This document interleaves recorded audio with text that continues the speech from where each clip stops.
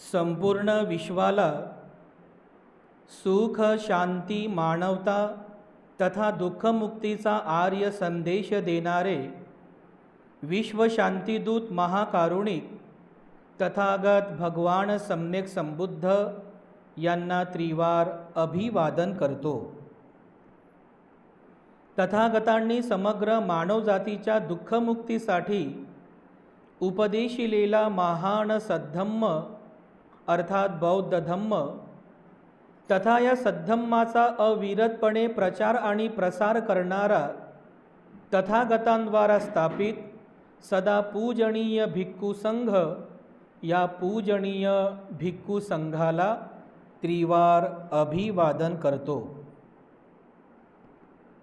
ज्यांच्या अथांग अमर्याद त्याग प्रभावामुळे या भारतभूमीला बुद्धभूमीचे रूप पुन्हा एकदा प्राप्त झालं, असे बौद्ध धम्माचे पुनरुद्धारक तुम्हा आम्हा सर्वांचे उद्धार करते प्रज्ञा सूर्य बोधिसत्व डॉक्टर बाबासाहेब आंबेडकर यांच्या समग्र धम्मक्रांतीमध्ये जीवनाच्या शेवटच्या श्वासापर्यंत समर्पित राहून आजच्या या मंगलमय प्रसंगी संघरत्न बुद्धविहार मयूर पार्क औरंगाबाद या ठिकाणी उपस्थित आपण सर्व धम्म उपासक धम्म उपासिका आपल्या सर्वांप्रती मी सर्वप्रथम अनंत मंगल कामना मंगल आशीष अर्पण करतो आणि आजच्या या वर्षावासकालीन धम्मदेसनेला सुरुवात करतो। उपस्थितांनो,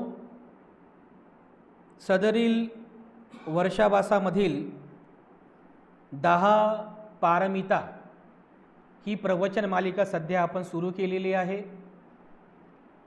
एक बोधिसत्व या 10 पारमितांचं पालन करून अर्थात या 10 पारमितांना पूर्ण करून बुद्धत्वाची अवस्था प्राप्त करीत असतो आणि त्यामुळे बोधिसत्वाच्या जीवनामध्ये या 10 पारमितांना विशेष महत्त्वाचं स्थान आहे। याही पूर्वी आपण 37 बोधिपाक्ष धम्माचा अभ्यास केला। एक बोधिसत्व या 37 बोधिपाक्ष धम्माचा अभ्यास करतो, चिंतन करतो, आचरण करतो, त्यानंतर तो दुःखमुक्त होतो। म्हणजे काय तर मग आपल्या चित्तातील 10 प्रकारचे बंधनं तो नष्ट करतो, श्रोतापन्न होतो, सकुर्जागामी होतो, अनागामी होतो, शेवटी अरहंत होतो, दुःखमुक्त होतो। आणि त्यानंतर मग त्याच्या जीवनातील म्हणजे बोधिसत्वाच्या जीवनातील अतिशय महत्त्वाचा जो भाग आहे तो म्हणजे या 10 पारमिता आहेत। या 10 पारमितांना पूर्ण करून एक बोधिसत्व आपल्या जीवनामध्ये बुद्ध बनत असतो, बुद्धत्वाची अवस्था प्राप्त करीत असतो। तर या 10 पारमिता आहेत, या 10 पारमितांचा सध्या अभ्यास या अंतर्गत प्रवचन मालिकेच्या अंतर्गत आपण करीत आहोत। तर या 10 पारमिता कोणत्या हे सुद्धा आपल्याला पाठांतर असलं पाहिजे। 10 पारमिता जे आहेत बोधिसत्वाच्या त्यासुद्धा आपल्याला मुखपाठ असल्या पाहिजे। दान, शील, नैष्क्रम्य, प्रज्ञा, वीर्य, शांती, सत्य, अधिष्ठान, मैत्री आणि उपेक्षा अशा ह्या 10 पारमिता आहेत। आणि पारमिता म्हणजे काय? पूर्णत्व। म्हणजे बुद्ध होण्यासाठी त्याच्यामध्ये जे पूर्णत्व यायला पाहिजे, परिपूर्णता यायला पाहिजे, ते या 10 पारमितांच्या पूर्णत्वाने येत असते। आणि म्हणूनच बोधिसत्वाच्या जीवनामध्ये या 10 पारमितांचं विशेष स्थान आहे। तर या 10 पारमितांपैकी 2 पारमितांचा आपण या ठिकाणी अभ्यास केला। पहिली पारमिता कोणती आहे? दान पारमिता। दुसरी पारमिता कोणती? शील पारमिता, कालच्याच प्रवचनामध्ये आपण बघितलेलं आहे। यानंतर बोधिसत्वाच्या या 10 पारमितांमधील जी तिसरी पारमिता आहे ज्याला म्हणतात नैष्क्रम्य पारमिता। पालीमध्ये त्याचा उच्चार होतो नेखम्म पारमिता। पाली म्हणजे पालीचं तत्वज्ञान असल्यामुळे पालीचे काही शब्द आपल्याला लक्षात असले पाहिजे। पालीमध्ये याला म्हणतात नेखम्म पारमिता. नेखम्म शब्द वापरलेला आहे, ज्याचा मराठीमध्ये उच्चार काय होतो? नैष्क्रम्य. नैष्क्रम्य ही पारमिता आहे. एक बोधिसत्व आपल्या या 10 पारमितांमध्ये ही जी 3ऱ्या नंबरची पारमिता आहे, कोणती? नैष्क्रम्य पारमिता. याही पारमितांचा अभ्यास करतो, चिंतन करतो, त्याला परिपूर्ण करत असतो, ती पारमिता पूर्ण करतो. तर ही पारमिता कोणती आहे, याचा अर्थ काय आहे, हे सर्व काही आजच्या प्रवचन मालिकेच्या अंतर्गत आपण पाहणार आहोत. शब्द फार महत्त्वाचा आहे बघा. हा थोडासा उच्चार करायला थोडासा कठीण आहे बघा. नैष्क्रम्य उच्चार करायला कठीण आहे. पालीमध्ये नेखम्म म्हणतात. हा जो शब्द आहे, हा शब्द मराठीत पण आहे बरं. निष्क्रमण करणे, मराठीमध्ये ज्याला म्हणतात निष्क्रमण करणे, नैष्क्रम्य करणे.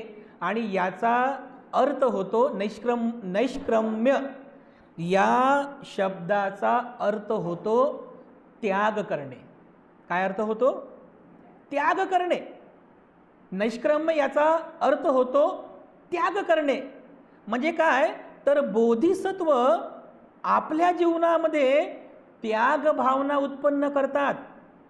नैष्क्रम्याची भावना म्हणजे त्याग करण्याची भावना. आणि फक्त भावनाच उत्पन्न करत नाहीत, केवळ भावनाच उत्पन्न करत नाहीत, तर त्याचं ते आचरण पण करतात. नैष्क्रम्य पारमिता आहे ती त्याग करणे. आता कशाचा त्याग करणे हे पण समजून घेतलं पाहिजे. त्याग कशाचा करणे? तर भगवान बुद्धांनी हा उपदेश केलेला आहे.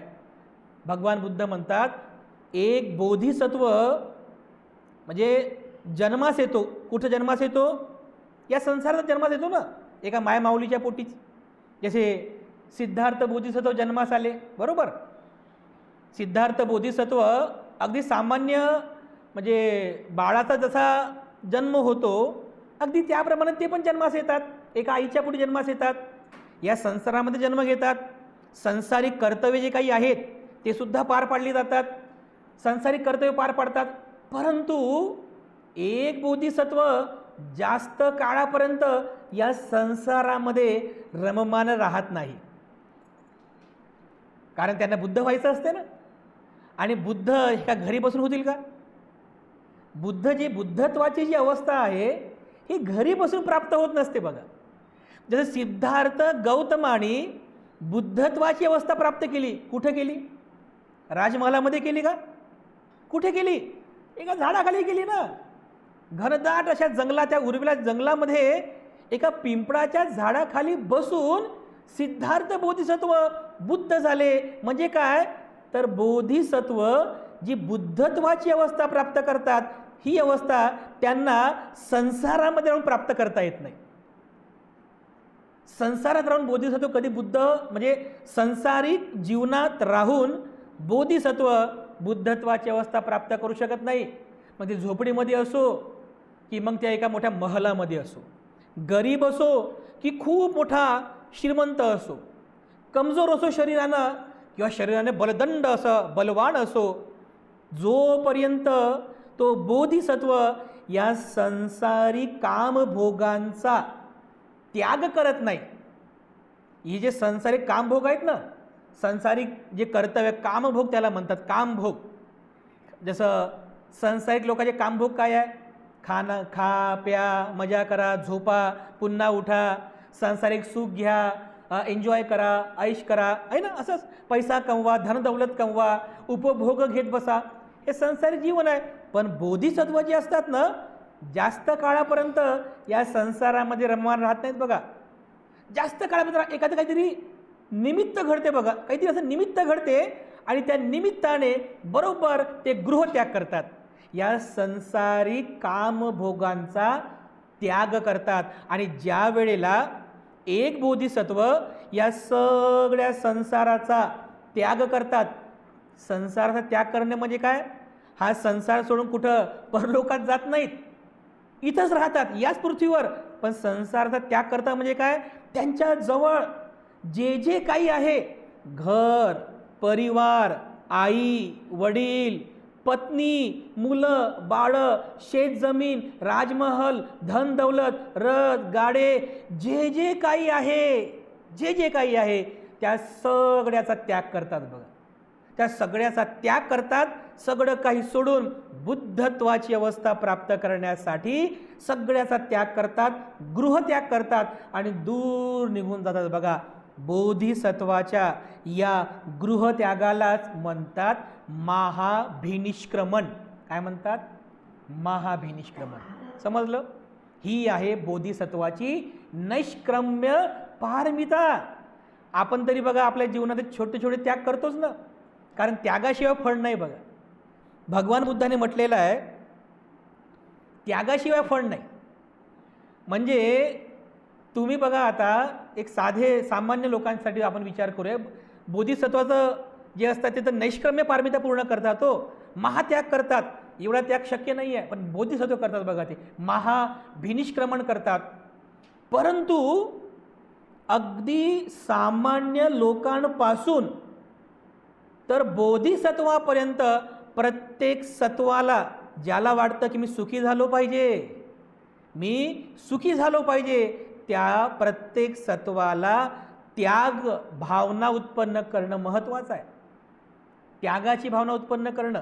आता बघा बरं, तुम्ही उपासक उपासिका सामान्य लोक आहात, संसारिक लोक. तुम्ही तुमचं घर सोडून, तुमचा परिवार सोडून विहारामध्ये आले की नाही 1 घंट्यासाठी? कशासाठी आले? आता कोणाचा बंगला असेल, कोणाचा फ्लॅट असेल, कोणाचा रो हाऊस असेल, कोणाचा महल असेल बघा, असेल का ना? असू शकते ना. गडगंज श्रीमंती तुमच्याकडे असेल, लाखो करोडो असंख्य रुपये तुमच्याकडे असतील, शेत जमीन असेल तुमच्याकडे, काय माहीत असेल बा, कोणी करोडोपतीला असेल, आपलं मयूर पार्कमध्ये एखादा कोणी असू शकते, असेल. तुम्ही आले की नाही सगळं सोडून विहारामध्ये? रोज येता. काही काही महिला तर रोज सकाळी आमच्या त्या शिंदे आई आहेत बघा, 5:30ला येतात. आले की आपलं झाडू मार हे ते साफसफाई. महिला येतात, सकाळची वंदना करतात, 1 तास इथं जातो बघा. दुपारचा 1 तास तुम्ही इथं येता. घरदार सोडून तुम्ही इथं आले. कशासाठी आले? कशासाठी आले? जीवन सुखी करण्यासाठी आले ना.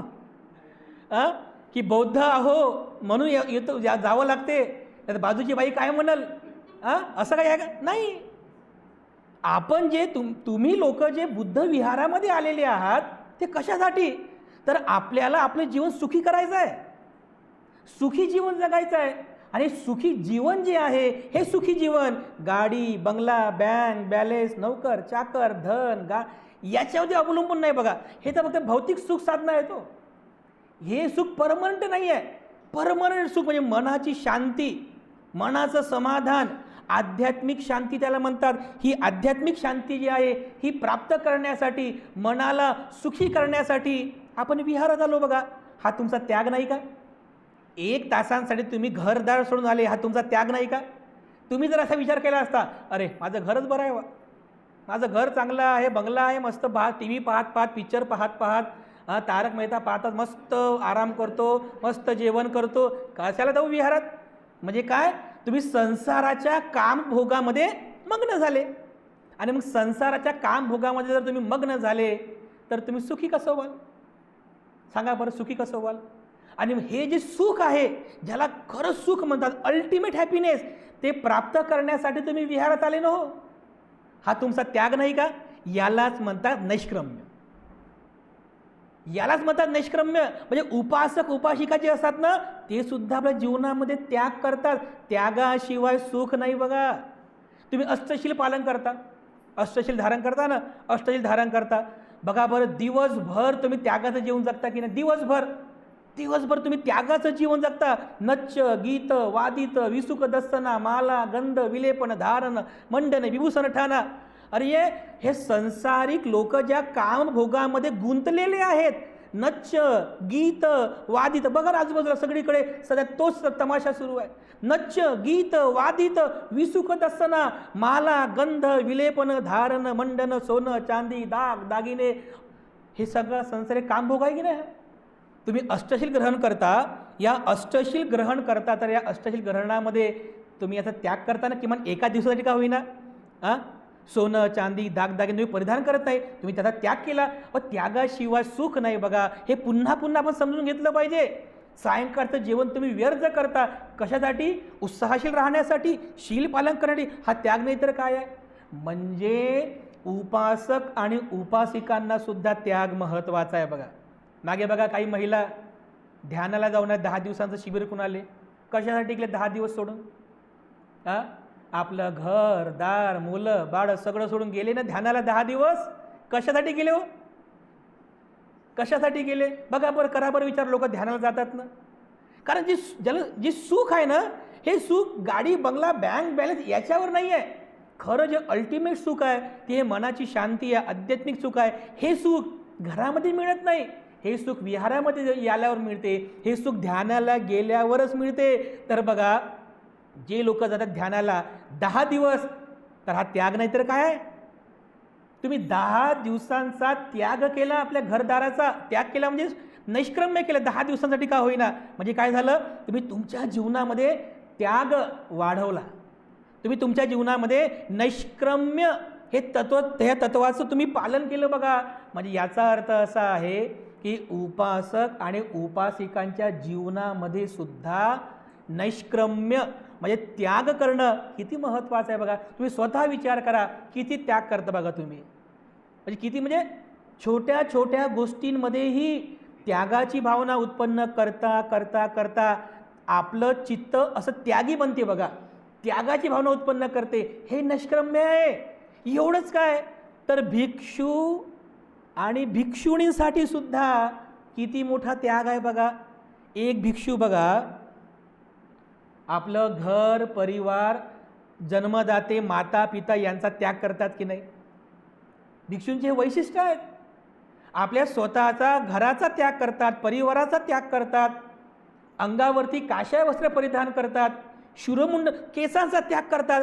काही काही तर मुली पण आहेत बघा भिक्षुणी बनतात. हां ठीक आहे, मुलांचं तरी शिरोमुंडन करतात, पण काही काही मुली भिक्षुणी शिरोमुंडन करतात बघा. त्या शिरोमुंडन कर म्हणजे डोक्यावरची केस काढतात. सोपं नाही बघा हे. एवढा मोठा त्याग आहे, केसांचा त्याग करणं, ह्या संसारिक कपड्याचा त्याग करून अंगावर असे काश्या वस्त्र परिधान करणं, समाजाकडून जे खायला मिळेल तेच खाणं, भिक्षा मागून खाणं, हा त्याग आहे बघा. म्हणजे त्यागाशिवाय सुख नाही बघा. मग ते संसारिक जीवनातलं असो की मग हे गृहत्यागी जीवनातलं असो, प्रत्येक सत्वाला त्याग करणं महत्त्वाचं आहे. त्यागाची भावना उत्पन्न करणं महत्त्वाचं आहे बघा. आपले भिक्षूसुद्धा याच त्याग भावनेने जीवन जगतात. संसाराचा त्याग केला म्हणजे आपल्या घर परिवाराचा त्याग केला, त्यानंतर आपले जे संसारिक कपडे असतात, तुम्ही परिधान केले कपडे आहेत, त्या कपड्याचा त्याग केला, हे काश्या वस्त्र परिधान केलं बघा, हा त्याग आहे. आपल्या डोक्यावरचे केस काढले, शिरोमुंडन केलं, हा केसांचा त्याग आहे बघा.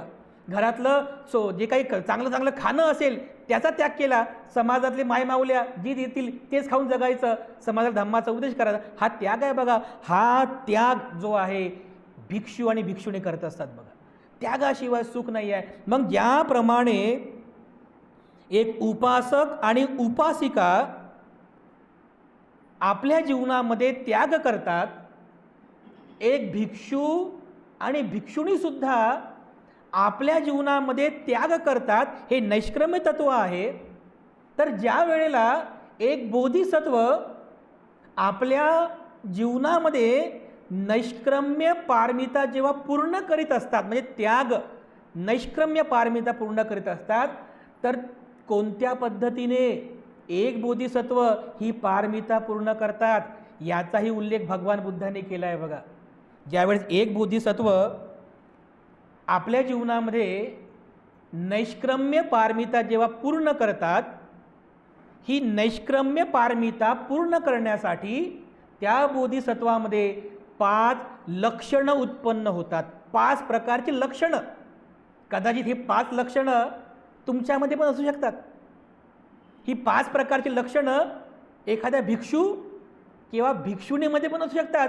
या 5 लक्षणांद्वारे म्हणजे या 5 लक्षणांनी एक बोधिसत्व महाभिनिष्क्रमण करतात.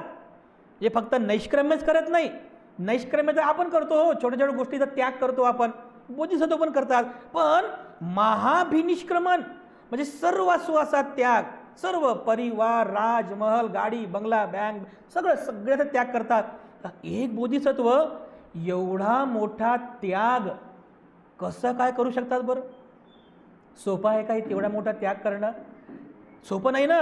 तर बघा, एक बोधिसत्व या 5 गुणांद्वारे, याला गुण म्हणा किंवा बोधिसत्वाचे 5 लक्षणं म्हणा, या 5 लक्षणांद्वारे किंवा या 5 गुणांच्या साहाय्याने, लक्षणांच्या साहाय्याने एक बोधिसत्व महाभिनिष्क्रमण करतात. ते 5 गुण कोणते? तर भगवान बुद्धांनी सांगितलेलं आहे. बोधिसत्वाचे नैष्क्रम्य पारमितेकरिता हे 5 गुण आहेत. त्यापैकी पहिला जो गुण आहे त्याला म्हटलेला आहे करुणा. काय म्हणतात? पहिलं लक्षण कोणतं आहे? करुणा.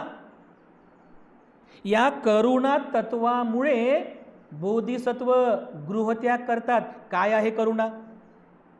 नैष्क्रम्य म्हणजे महाभिनिष्क्रमण करण्यासाठी करुणा तत्व कसं कारणीभूत ठरते? आता बघा बरं, सिद्धार्थ बोधिसत्व यांनी महाभिनिष्क्रमण केला. वयाच्या 29व्या वर्षी महाभिनिष्क्रमण केला. कशामुळे केला पण महाभिनिष्क्रम? आपल्याकडे वाद सुरू आहे. ते 4 गोष्टी बघितल्या. म्हातारा व्यक्ती बघितला, आजारी व्यक्ती बघितला, मृत व्यक्ती बघितला, एक साधू संन्यासी बघितला. ते बघितलं, मनामध्ये वैराग्य उत्पन्न झालं, गृहत्याग केला. आंबेडकरवादी बौद्ध म्हणजे भारतामधले जे बौद्ध लोक आहेत त्यांच्यामध्ये म्हणतात की नाही असं होऊ शकत नाही. बाबासाहेबांनी म्हटलं रोहिणी नदीचं पाणी, त्याच्यावरून भांडण झाले, वादविवाद झाला, युद्ध होणार होतं. सिद्धार्थाने विरोध केला, त्यामुळे गृहत्याग केला. हा वादातीत विषय असू शकतो, कारण पारंपरिक गोष्टी आहेत, वादातीत आहे. म्हणजे सिद्धार्थाने गृहत्याग का केला? पारंपरिक बौद्धांमध्ये आजही या बाबतीमध्ये वादविवाद आहे. परंतु मूळ कारण काय? सिद्धार्थ हे बोधिसत्व होते. सिद्धार्थाने जो गृहत्याग केला कशामुळे? सिद्धार्थ गृहत्याग करतात ते त्यांच्या करुणा गुणामुळे गृहत्याग करतात.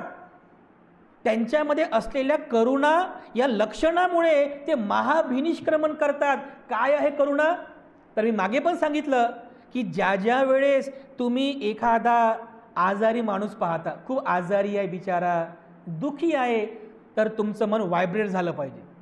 तुमच्या मनामध्ये अशी भावना उत्पन्न झाली पाहिजे, अरे अरे बिचारा खूप रोगी आहे, बिचारा याचं रोग दूर झाला पाहिजे. अरे बिचारा खूप दुःखी आहे, याचं दुःख दूर झालं पाहिजे. ही जी भावना आहे ना, याला म्हणतात करुणा. तर जेव्हा एक बोधिसत्व या संसारातील दुःख पाहतात, त्यांनी म्हातारा व्यक्ती बघितला, अरे हे दुःखदायक आहे. आजारी व्यक्ती बघितला, अरे हे दुःखदायक आहे. एक मृत व्यक्ती बघितला, अरे मृत्यू आहे, मृत्यूसुद्धा दुःखदायक आहे. अरे साधू संन्यासी आहे, अरे ह्या साधू संन्याशाने सगळं काय घरदार सोडून गृहत्याग का केला? नक्की काहीतरी असेल, सुख असेल.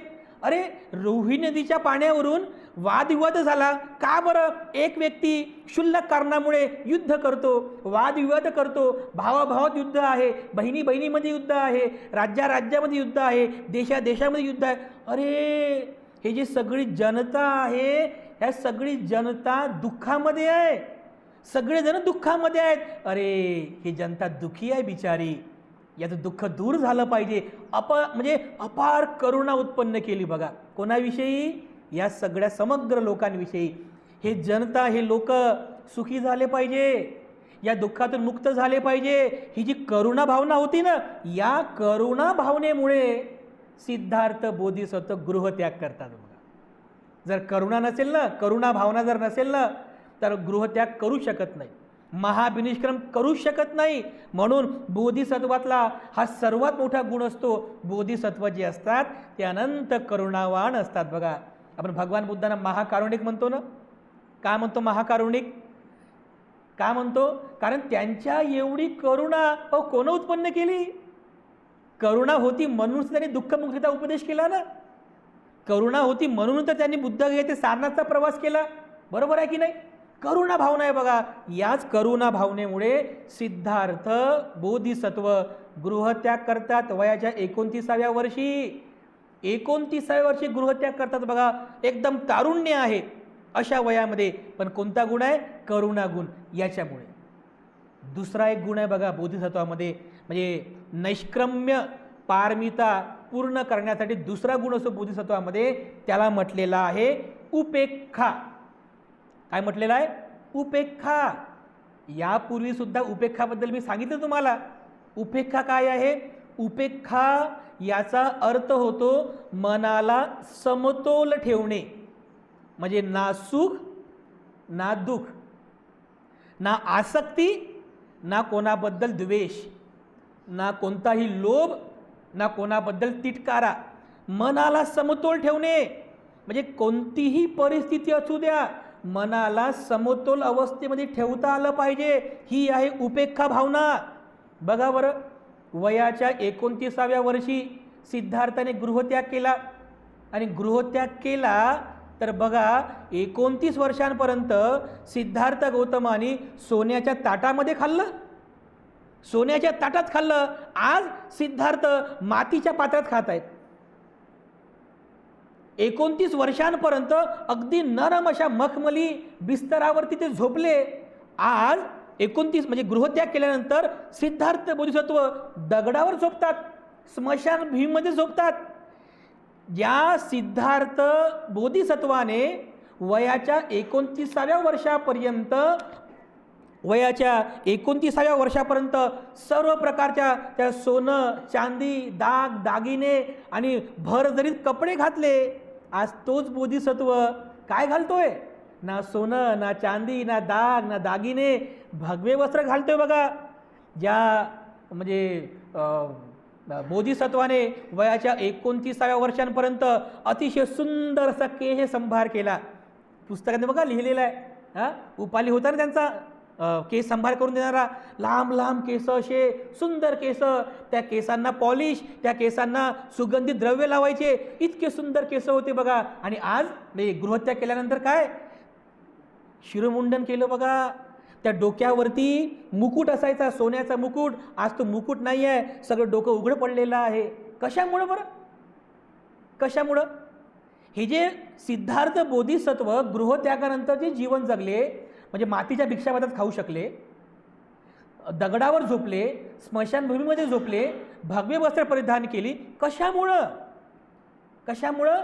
उपेक्षा भावनेमुळं. ही उपेक्षा भावना असते बघा. म्हणजे याच्यामध्ये की आहे, ठीक आहे, ना सुख ना दुःख आहे बघा, म्हणजे कोणता द्वेष नाही आहे. ही उपेक्षा भावना आहे. मनाला समतोल ठेवता आलं पाहिजे. आणि जर मनाला समतोल ठेवता नाही आलं ना, मग काय करतील? मला काय करायचं? मातीच्या भिक्षा, मला सोन्याचं ताट पाहिजे. नाही, मग उपेक्षा नाही आहे. मग मला भगवे वस्त्र नको, मला भरभरीत कपडे पाहिजे, उपेक्षा नाही आहे. मग बोधिसत्व जे असतात ते उपेक्षा भावनेमध्ये असतात, म्हणून तर ते महाविनिष्क्रम करू शकतात. हो, उपेक्षा नसेल ना तर गृहत्यागी जीवन जगता येत नाही. बोधिसत्वामध्ये हे उपेक्षा गुण होता, म्हणून तर 6 वर्ष खडतर तपश्चर्या केली बघा त्यांनी. सोपं नाही आहे हे गुण फार महत्त्वाच्या बोधिसत्वामध्ये. तर हा उपेक्षा गुण आहे. आणि एवढं होऊनही बघा, म्हणजे करुणा गुण आहे, उपेक्षा गुण आहे, तिसरा गुण आहे बोधिसत्वामध्ये की ज्यामुळे महाभिनिष्क्रम पारमिता पूर्ण होते, त्याला म्हणतात संतुष्टी. काय म्हणतात? संतुष्टी, संतुष्ट राहणे. फार मोठा गुण आहे बोधिसत्वामधला, संतुष्ट राहणे. आणि कशामध्ये संतुष्ट राहणे? बघा बरं, लोकांना बघा करोडो रुपये आहेत, पण लोक संतुष्ट नाही आहेत बघा. अजून पाहिजे म्हणतात, अजून पाहिजे, अजून पाहिजे, खूप आहे म्हणतात, अजून पाहिजे. संतुष्ट नाही आहे लोक, म्हणजे समाधानी नाही आहेत बघा.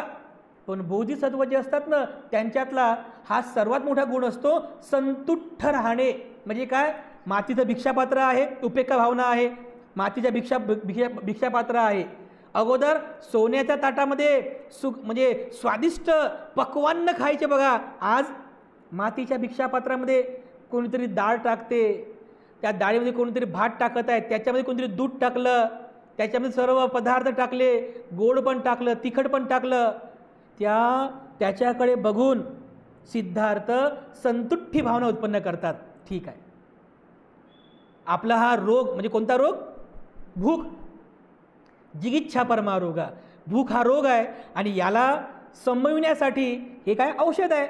खातात बघा ते. म्हणजे त्याच्याबद्दल कोणी तक्रार करत नाही, कारण संतुष्ट असतात ना. आणि जर संतुष्ट नसले तर अरे हे काय झालं, असं मी खाऊ शकत नाही, हो मी खात नाही, चाललो घरी, असं जर केलं तर बघा, हां असं जर केलं तर शक्य नाही ना. म्हणजे याचा अर्थ त्यांच्या म्हणजे त्या सत्वामध्ये हा जो संतुष्टी गुण आहे, हा संतुष्टी गुण नाही बघा.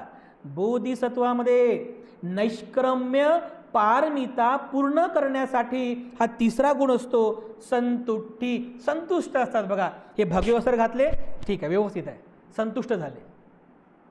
कोणीतरी खायला दिलं भिक्षामध्ये, भिक्षा खाऊन पोट भरलं, संतुष्ट झाले बघा. उलट मंगलमैत्री करतात, उलट तुमच्याप्रती मंगलमैत्री करतात. परंतु बघा सांसारिक जीवनामध्ये, हे जे आपलं तुमचं सांसारिक जीवन आहे, या सांसारिक जीवनामध्ये संतुष्ट जीवन जगणं किती महत्त्वाचं आहे. संतुष्ट राहणे, संतुष्टी परमं धनं म्हटलेलं आहे. हे परमधन आहे संसारिक लोकांसाठी. एकतर बघा अनंत इच्छा असतात संसारिक लोकांमध्ये. एक इच्छा पूर्ण झाली रे झाली, तिच्या मागं दुसरी इच्छा तयार आहे, तिच्या मागं तिसरी इच्छा आहे, तिच्या मागं चौथी, पाचवी. इच्छेची अशी लाईनच लागलेली आहे बघा. इच्छा कधीच म्हणजे इच्छा पूर्ण होतात, संपत कधीच नाही. इच्छा पूर्ण होतात, कधीच संपत नाही बघा. माणूस मरायला टेकलेला आहे तरी इच्छा असते की नाही, इच्छा, संतुष्टी नाही आहे. तर भगवान बुद्ध म्हणतात या जीवनामध्ये, सांसारिक जीवनामध्ये संतुष्टी परमं धनं, संतुष्ट होऊन जीवन जगता आलं पाहिजे. याचा अर्थ असा नाही बरं जैसा आहे तैसाहीच रहो, म्हणजे भिकाऱ्याने भिकारीच राहून जगावं, असा याचा अर्थ नाही बरं. मेहनत करा, कष्ट करा, आपली भौतिक गरिबी दूर करण्याचा प्रयत्न करा, धनसंपदा प्राप्त करण्याचा प्रयत्न करा, परंतु संतुष्ट होऊन जीवन जगा बघा. संतुष्ट होऊन, हेच तर खरं सुख आहे. बोधिसत्वातला हा सर्वात मोठा गुण आहे संतुष्ट. म्हणजे गृहत्याग जरी केला तरी ते लोक संतुष्ट राहतात बघा. आता बघा बरं, तुमच्याकडे गाडी, बंगला, बँक बॅलेन्स, नौकर चाकर सगळं काही आहे, भिक्षूकडे काय आहे? भिक्षूकडे काय आहे बरं? बुद्धाकडे काय होतं? बुद्धाकडे काय होतं? गाडी होती, महल होता, काय होतं? काहीच तर नव्हतं बुद्धाकडे, फक्त एक भिक्षापात्र होतं. पण तरी राजे महाराजे लोक भगवान बुद्धांजवळ जायचे. कशासाठी? कारण त्यांना माहीत आहे, कारण जे परमनंट म्हणजे जे खरं सुख जे आहे, मानसिक सुख, हे या भौतिक सुख साधनेवरती नाही आहे. खरं सुख मनाची शांती आहे. आणि मन शांती, आध्यात्मिक शांती घरामध्ये नाही, बाहेर यावं लागते, विहारात जावं लागते, बुद्धापर्यंत जावं लागते, शील समाधी प्रज्ञेचा अभ्यास करावा लागतो, तेव्हा जाऊन ती सुख शांती आपल्याला प्राप्त होत असते. तर बघा बरं, म्हणजे आपल्या समोर म्हणजे हे सर्व मोठे मोठे उदाहरण आहेत बघा. ते अंबानी, आम्हा पैसा त्याच्याकडे आहे, हां, पण परिवारासोबत बरोबर त्याच्या मंदिरामध्ये जातो हात जोडायला. बघितलं तुम्ही व्हिडिओमध्ये बघा. हां, अंबानी पण, तो अनिल कोणता अंबानी आहे तो, त्याच्या मंदिरात जातो, असं हात जोडतो. आता त्याच्या पोराचं लग्न झालं तर त्याने ते सगळे पंडित लोक बोलवले, सर्वांना पाया पडला, सर्वांना दान पण दिलं, त्या पूजापाठामध्ये तो बसला, यज्ञ वगैरे काय जे काय धार्मिक क्रियाकलाप सगळं केलं. कशासाठी? अरे त्याला माहीतच आहे की एवढी सर्व संपत्ती कमवून शेवटी जे सुख आहे ते सुख जर पाहिजे असेल त्या संपत्तीवरती नाही आहे. खरं सुख तर आपल्या आचरणामध्ये आहे, आपल्या मनाच्या शांतते, मनाची शांती ही खरी सुख आहे, हे खरं सुख आहे. तर बघा, आपणही या गोष्टीचा खूप चांगल्या प्रकारे विचार करायला पाहिजे. संतुष्ट होऊन जीवन जगणं फार महत्त्वाचं आहे. बोधिसत्वातला चौथा जो गुण आहे की ज्यामुळे बोधिसत्व आपली नैष्क्रम्य पारमिता पूर्ण करतात, तो चौथा गुण आहे वीर्य. वीर्य, यापूर्वी पण मी सांगितलं तुम्हाला वीर्याबद्दल. काय आहे वीर्य? वीर्य याचा अर्थ होतो उत्साहशील राहणे, उत्साहशील जीवन जगणे. अगदी म्हणजे उत्साह राहिला म्हणजे तुमच्यामध्ये जीवन जगत असताना कशीही परिस्थिती असू द्या, कशीही परिस्थिती असू द्या, परिस्थितीला म्हणजे कोसत बसण्यापेक्षा त्याच्यामध्ये जो व्यक्ती संतुष्ट राहतो आणि उत्साहपूर्वक जीवन जगतो, तो त्याच्या जीवनामध्ये खरं सुख प्राप्त करतो. बघा, लोकांमध्ये उत्साह राहिला पाहिजे. जसं बोधिसत्व उत्साहशील असतात. उत्साह कसा असतो बघा, जसं बघा बोधिसत्व सिद्धार्थाने गृहत्याग केला. आलार कालामांकडे त्यांनी ज्ञान प्राप्त म्हणजे समाधीचा अभ्यास केला. याच्या पण पुढे काही आहे का उत्साह? बघा शिकण्याचा उत्साह, याच्या पण पुढे काही शिकण्यासारखं आहे का? तर उद्धक रामपुत्ताकडे गेले, त्यांच्याकडून त्यांनी 8वी पारी शिकून गेली समाधीची. पुन्हा म्हणतात याच्या पण पुढे काही शिकायचं आहे का? उत्साह बघा, ही वीर्य पारमिता. म्हणजे थांबायचं नाही जोपर्यंत लक्ष आपलं पूर्ण होत नाही. आपलं लक्ष दुःखमुक्तीचं लक्ष जोपर्यंत पूर्ण होत नाही, थांबायचं नाही, बेशुद्धी राहायचं नाही, बेहोशीत राहायचं नाही, आळस करायचं नाही, उत्साहशील जीवन जगायचं. तर बघा गृहत्याग म्हणजे सर्व काही करून वज्र तपश्चर्या केली, अन्नाचा त्याग केला, सगळं काही केलं. एका वडाच्या झाडाखाली जाऊन बसले, पोटाला हात लावला, पाठीचा कणा हाती लागला, पाठीचा मणक्याला हात लावला, पोट हाती लागलं, झाडाखाली बसले बघा.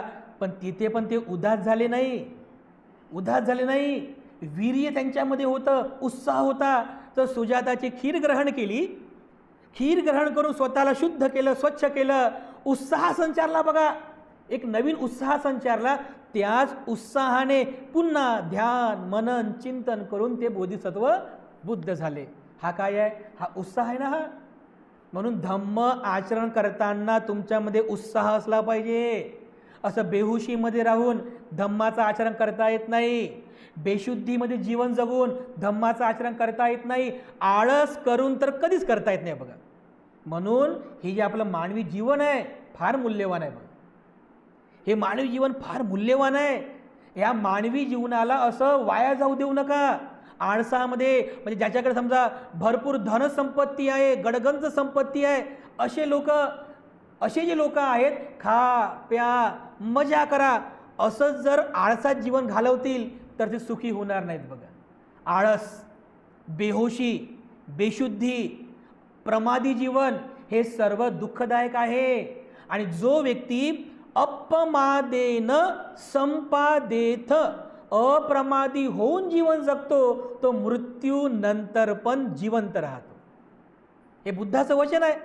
जो व्यक्ती आळसामध्ये जीवन जगतो, प्रमादामध्ये जीवन जगतो, तो जिवंत असून पण मेल्यासारखा आहे. पण जो उत्साहशील जीवन जगतो, अपमादेन असं जीवन जगतो, तो व्यक्ती मृत्यूनंतरही जिवंत राहतो बघा. हा बोधिसत्वातला सर्वात मोठा गुण आहे, वीर्य गुण. गृहत्याग केला तरी त्यांचा उत्साह कमी होत नाही. उत्साहपूर्वक ते आपलं बुद्धत्वाची जी यात्रा आहे, बुद्धत्वाचा जो काही प्रवास आहे, उत्साहपूर्वक अगदी उत्साहाने अपमादेनं ते पूर्ण करतात. हा बोधिसत्वातला चौथा गुण आहे, वीर्य गुण, उत्साहशील राहणे. ज्यामुळे बोधिसत्व जे आहेत ते आपली नैष्क्रम्य पारमिता पूर्ण करीत असतात. त्यानंतर सर्वात महत्त्वाचा गुण आहे की ज्यामुळे नैष्क्रम्य पारमिता पूर्ण होते, तो आहे समाधीचा गुण. समाधी म्हणजे काय? कुशल चित्ताची एकाग्रता. म्हणजे बघा, कुशल चित्ताची एकाग्रता का महत्त्वाची आहे? कारण गृहत्याग केला, म्हणजे गृहत्याग केला आणि सगळं ध्यान मनन चिंतन पण सुरू आहे, पण कधी कधी अशी पण परिस्थिती उत्पन्न होते की कधी कधी मनामध्ये सांसारिक कामभोगाची तृष्णा उत्पन्न होते आणि मन काय म्हणते, अरे सोडणं हे ध्यान वगैरे काय आहे, चल घरी जाऊ. अरे सोडणं हे काय लावलं म्हणते, भिक्षा पात्राने खाणं, चल म्हणजे मन असं करते. मन चंचल मन आहे, चंचल. सोड म्हणते हे सर्व, सोड म्हणते, चल म्हणते घरी. का बरं? मन चंचल आहे ना. आणि या कामभोगामध्ये बुडलेलं जर असेल तर मग तो जो गृहत्यागी आहे तो जास्त काळ गृहत्यागात राहत नाही, पुन्हा घरी जातो बघा. असे अनेक उदाहरणं पण आहेत बुद्ध काळामध्ये. एक तर एका भिक्षूचं चित्त हस्तक नावाचा एक भिक्षू होता बुद्ध काळामध्ये, चित्त हस्तक. तर 7 वेळेस तो घर सोडून भिक्षू झाला. 7 वेळेस घर सोडलं, भिक्षू झाला की मग घरची आठवण आली की पुन्हा घरी गेला, चिवर सोडून. मग घरी जीवन जगता जगता पुन्हा वाटलं की संसार बरोबर नाही, पुन्हा भिक्षू झाल्यानंतर पुन्हा घरची आठवण झाली, चिवर सोडून घरी गेला. पुन्हा भिक्षू झाला, पुन्हा घरी गेला. 7 वेळेस केलं बघा, 7 वेळेस. पण एकदा भिक्षूंनी भगवान बुद्धांना सांगितलं, मोठी कथा आहे बघा ती, तर ते तेवढा काय वेळ नाही आहे. चित्तहस्त भिक्षूची कथा आहे. तेव्हा भगवान बुद्धांनी त्याची चित्तावस्था ओळखली आणि मग भिक्षूंना म्हणाले की भिक्षूंनो, आता जो येणार, आता जेव्हा तो परत येईल ना, आता मात्र पुन्हा जाणार नाही बघा. तर बुद्धाचं म्हणणं खरंच ठरलं. मोठी स्टोरी आहे बघा. ते जेव्हा 8व्या वेळेस ते पुन्हा तो चित्त हस्तक भिक्षू बनतो, तर नंतर बुद्ध त्याला उपदेश करतात, ध्यान मनन चिंतन करून मग तो अरहंत होतो बघा. तर ते चित्त हस्तक त्याचं नाव त्यामुळेच पडलं की याचं चित्त कसं आहे, हे पडणारं इकडे तिकडे, म्हणून चित्त हस्तक असं त्याचं नाव पाडलं होतं. तर मोठी कथा आहे बघा ती. असं होते बघा. म्हणजे गृहत्याग करूनही कधी कधी मन संसारिक त्या कामभोगाकडे लोहा चुंबकासारखं असं म्हणजे खिचत राहते बघा. कधी मग आईची आठवण येते, कधी वडिलांची आठवण येते, कधी घराची आठवण येते, कधी पत्नीची आठवण येते, मुलाबाळांची आठवण येते. असं संसारिक कामभोगाकडे खिचत जाणारं, ओढणारं जर मन असेल तर तो गृहत्यागात त्या जीवनात जास्त वेळ राहू शकत नाही. तर हे समाधी जे बल आहे, हे जे लक्षण आहे, हा जो गुण आहे बोधिसत्वाचा, हे समाधी कुशल चित्ताची एकाग्रता त्याला पुन्हा संसारामध्ये जाऊ देत नाही. संसाराकडे त्याचं चित्त आकर्षित होऊ देत नाही. का? कारण त्याचं चित्त कसं आहे, आता समाधिस्थ झालेलं आहे, स्थितप्रज्ञ झालेलं आहे. आता कितीही मारसेना येऊ द्या, म्हणजे कितीही अशी आसक्ती निर्माण करणारी परिस्थिती येऊ द्या, बोधिसत्व पुन्हा घरी जात नसतात बघा, बिलकुल जात नाहीत. तर बघा, बोधिसत्व सिद्धार्थ यांच्या जीवनामधले हे सगळे प्रसंग आपण इथं उदाहरणादाखल घेऊ शकतो बघा. हे 5ही गुण सिद्धार्थ बोधिसत्वामध्ये होते. या भविष्यवाणी केली होती की राजा शुद्धोधन, तुमचा हा जो पुत्र आहे जर संसारामध्ये रममाण झाला तर चक्रवर्ती राजा होईल, आणि जर का गृहत्याग केला तर या जगाचा अंधकार नष्ट करणारा सम्यक संबुद्ध होईल. तर भीती वाटली पित्याला की माझा एकुलता एक पोरगा हा जर गृहत्याग करून गेला तर माझं कसं होईल. साहजिकच आहे ना. तर माझ्या म्हणजे हा जो सिद्धार्थ आहे, या सिद्धार्थाला बाहेरचं असं कोणतं ते दृश्य दिसू नये, त्याला नेहमी संसारातच सुख मिळत राहावं, याकरिता नर्तकी आणल्या. त्या स्त्रिया नृत्य करून त्याला संसारिक कामभोगामध्ये गुंतवून ठेवण्याचा प्रयत्न करत होत्या. ते आपण वाचलेलं आहे बघा पुस्तकामध्ये. त्या नर्तकी कोणी मद्यप्राशन केलं, कोणी आपल्या विक्षिप्त अंगाचं प्रदर्शन करत आहे. एवढं सर्व करून सुद्धा सिद्धार्थ त्या संसारिक सुखामध्ये रमले नाही, बिलकुल रमले नाही बघा. म्हणजे एवढं सर्व करूनही लग्नही केलं. म्हणजे अगोदर मी तुम्हाला सांगितलं ना की बोधिसत्व संसारातच जन्म घेतात, संसारिक कर्तव्यसुद्धा पार पाडतात. म्हणजे संसारिक कर्तव्य कोणती आहे? आई वडिलांची सेवा करणं असेल किंवा लग्न, हे एक सुद्धा कर्तव्य आहे. लग्न पण झालं बोधिसत्व सिद्धार्थाचं, यशोधरा पुत्र पण झाला, पण तरीसुद्धा जास्त वेळपर्यंत संसारामध्ये रममाण राहिले नाही. का? ते बोधिसत्व होते. काहीतरी एक निमित्त घडते बघा. असं जातक कथा जर वाचाल तुम्ही तर तुम्हाला लक्षात येईल, बोधिसत्वाच्या जीवनामध्ये काहीतरी निमित्त घडते असं. आणि निमित्त घडलं, रोहिणी नदीचं निमित्त घडलं बघा. किंवा मग ते 4 दृश्य बघितले, हे सगळे काहीतरी हे निमित्त घडलं आणि त्या निमित्ताने त्यांनी गृहत्याग केला. आणि गृहत्याग केला बघा, मग त्यांच्यामध्ये करुणा तर होतीच. सिद्धार्थ बोधिसत्व करुणा होती की नाही? देवदत्ताचा प्रसंग बघा लहानपणीचा. त्या राजहंसाला देवदत्त मारतो, पण करुणावान भगवान बुद्ध म्हणजे सिद्धार्थ बोधिसत्व त्याला वाचवतात. त्याला ही करुणा आहे ना सिद्धार्थ बोधिसत्वाची. एवढंच काय, युद्धाला विरोध केला, ही सिद्धार्थ बोधिसत्वाची करुणा आहे. तर ही करुणा होती बघा त्यांच्यामध्ये. उपेक्षा भावना सिद्धार्थामध्ये होती. गृहत्याग केला पण कधी तक्रार केली नाही. कधी तक्रार केली नाही की मला सोन्याचं ताट पाहिजे, भिक्षापदात खाणार नाही, मला झोपण्यासाठी मखमली गादी पाहिजे, दगडावर झोपणार नाही, मी केसकप्पन करणार, असं त्यांनी कधीही तक्रार केली नाही. उपेक्षा भावना होती त्यांच्याकडे. बघा पुस्तकामध्ये किती वज्र तपश्चर्या केली बघा सिद्धार्थ बोधिसत्वाने. ही उपेक्षा भावना आहे. ना सुख ना दुःख, ना आसक्ती ना द्वेष, उपेक्षा भावना होती बघा. संतुष्टी सिद्धार्थ बोधिसत्वामध्ये हा संतुष्टी गुण होता बघा. भिक्षा मागून खायचे तर भिक्षा पात्रामध्ये मातीचं भिक्षापात्र जे काही असेल, वरण टाकलं, कोणी भात टाकलं, तेवढंच खायचं बघा. उलट आंबट असेल, तांबट असेल, तिखट असेल, जे असेल ते या जिभेला चव समजत नाही. हा नियम असतो बघा भिक्षापात्रातला. जे भिक्षू भिक्षापात्रामध्ये खातात ना, तर असं त्याच्यामध्ये कप्पे नसतात, सगळं एकच असते बघा. त्याच्यामध्येच खीर, त्याच्यातच वरण, त्याच्यातच भात, त्याच्यातच चपाती, त्याच्यामध्येच पुऱ्या, त्याच्यामध्ये गुलाबजामुन, त्याच्यामध्ये साखर, त्याच्यामध्ये दही. बघा बरं, सगळं मिक्स केल्यानंतर कोणती चव असते त्याची? कोणती चव असते? तसं खातात बघा भिक्षापात्रातले. आणि जे धुतांगधारी असतात ना, ते सगळं खातात. म्हणजे हे सगळं पंचपक्वान मिक्स करून हे सगळं खातात. या जिभेला चव समजत नाही, जिभेला चव समजत नाही, तरी सुद्धा संतुष्ट राहतात. हा संतुष्टी गुण आहे. सगळं खातात, खाऊन जातात, त्याच्यामध्ये असं हात धुतात, हात धुवून पुन्हा हाताने साफ करतात आणि ते हात धुतलेलं पाणी ते सुद्धा पितात.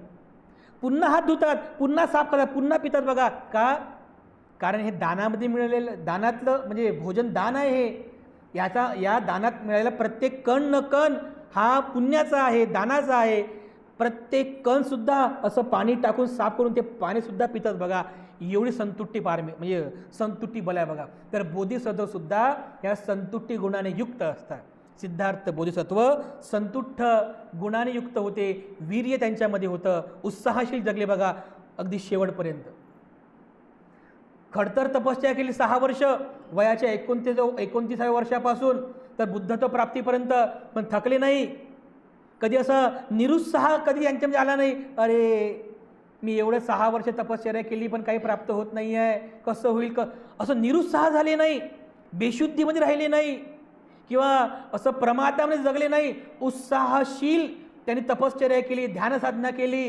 हा त्यांच्यातला उत्साह गुण होता, हे वीर्य गुण होतं. आणि समाधी तर त्यांच्याकडे होतीच होती.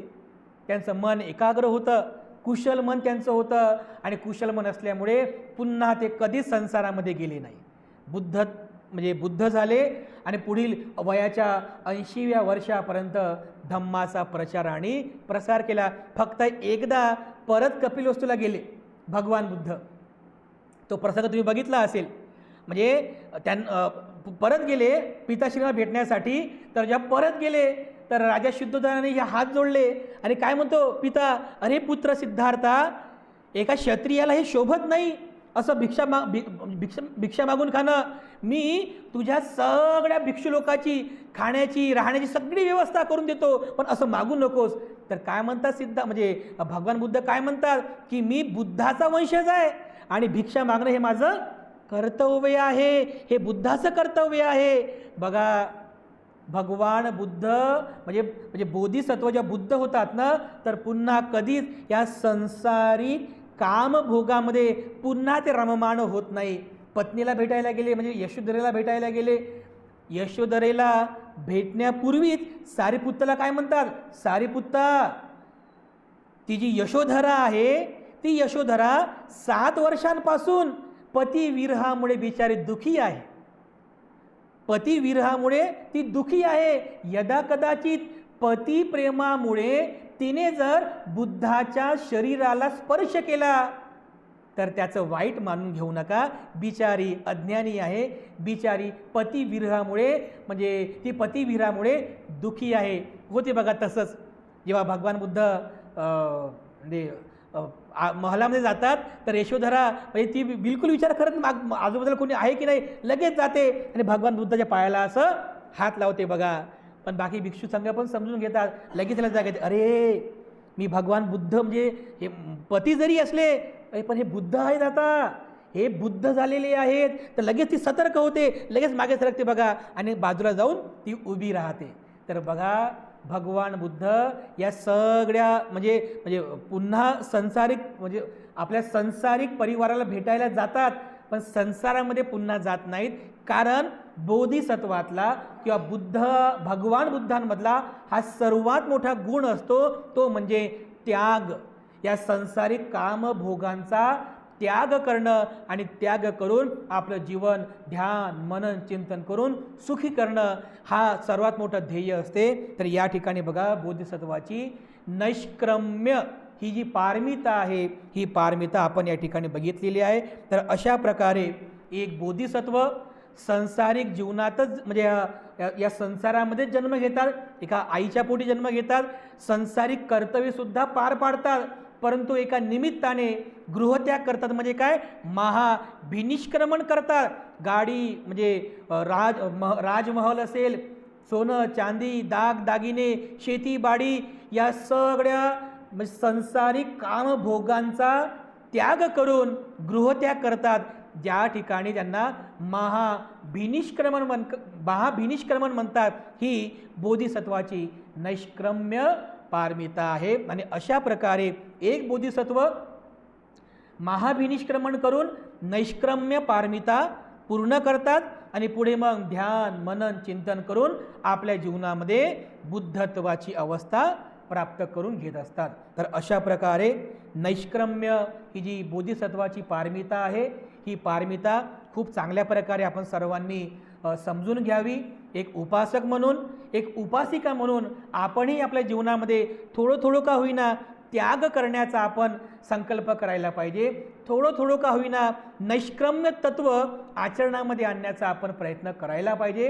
कारण यामध्ये आपल्या सर्वांचं सुख आहे, त्यागाविना सुख नाही आहे. आणि म्हणून त्यागाची भावना उत्पन्न करा, नैष्क्रम्य तत्व आपल्यामध्ये वाढवा. यामध्ये आपल्या सर्वांचं मंगल आहे, सर्वांचं कल्याण आहे.